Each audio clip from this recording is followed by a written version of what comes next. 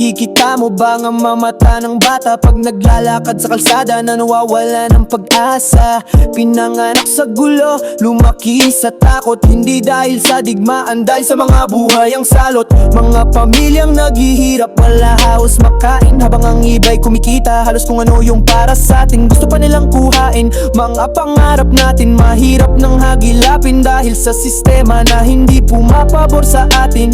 Minsan naiisip ko kung bakit nagkaganito ang bansang minamahal ko, parang nilalayo nyo. Mga kabataan ngayon, saan napupunta kung ang kinabukasan ay malabo nang makita? Sa mga pangilang buhaya, kailan tayo makakawala sa sistemang bulok? Sino ang magbabago ng mga lagda? Ikaw bilang Pilipino, ano ang magagawa mo? Sabihin mo sa amin para magtulungan tayo. Sa mga pangilang buhaya, kailan tayo makakawala sa sistemang bulok? Sino ang magbabago ng mga lagda? Ikaw bilang Pilipino, ano ang magagawa mo? Sabihin mo sa amin para magtulungan tayo. Mga buhaya ang nakaupo sa pwesto, sa kanilang mga mata hindi nakikita ang maitim na plano. Puro salita, wala namang ginagawa. Mga pangako'y parang hangin lang na biglang nawawala.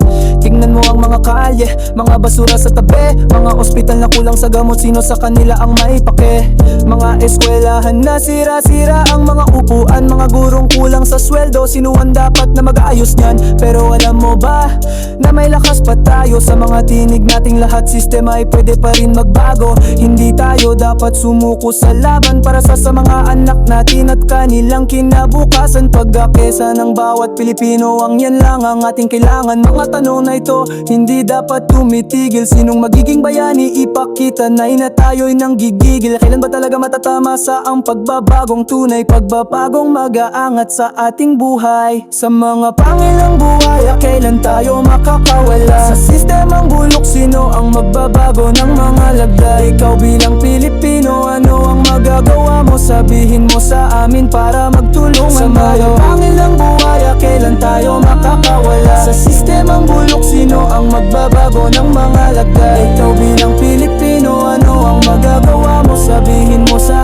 amin para magtulungan tayo. Naririnig mo ba ang sigaw ng mga tao na pagod na sa lahat ng mga kasinungalingan? Mga tanong na walang sagot, mga pangarap na ginawa nilang baluktot, pero hindi pa tapos ang laban, hindi pa tapos ang pag-asa. Basta't sama-sama tayo, ang pagbabago ay matatamasa. Mga kabataan, kayo ang susi sa pagbabago, hindi kayo dapat matakot. Huwag magpapadala sa kanilang pang-aareglo. Magsalita kayo, magkaisa rin kayo, para sa kinabukasan na mas maayos at para sa kinabukasan nyo. Mga matatanda, gabayan ninyo ang mga susunod na henerasyon. Tulungan patatagin ang kanilang pundasyon para hindi na sila maranasan ng mga hirap at pagod. Hubuhin natin sila sa tamang pagsugod. Wag na wag mawawalan ng pag-asa, dahil sa pagkakaisa pagbabago ay matatamasa. Tayo ang may kapangyarihan na baguhin ang lahat, hindi ang mga nasa aas. Tayo ang tunay, tayo ang dapat. Mga boto natin, mga tinig natin ang magiging daan sa pagbabago ng katotohanan. Kaya sa mga tanong na ito, maghanap tayo ng sagot, hindi sa pamamagitan ng paghihintay kundi sa paggawa ng aksyon. Sa mga pangilang buhay, kailan tayo makakawala sa sistemang bulok? Sino ang magbabago ng mga lagda?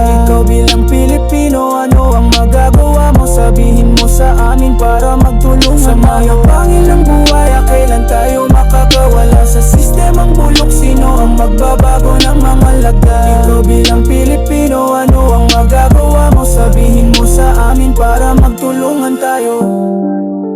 Ito ang simula ng pagbabago, hindi ang dulo, hindi ang wakas. Mga tanong na ito, sagutin natin sa pamamagitan ng pagkilos, hindi sa pagsasalita lang. Rocky baby, kapayapaan at pagbabago para sa Pilipinas. Peace out.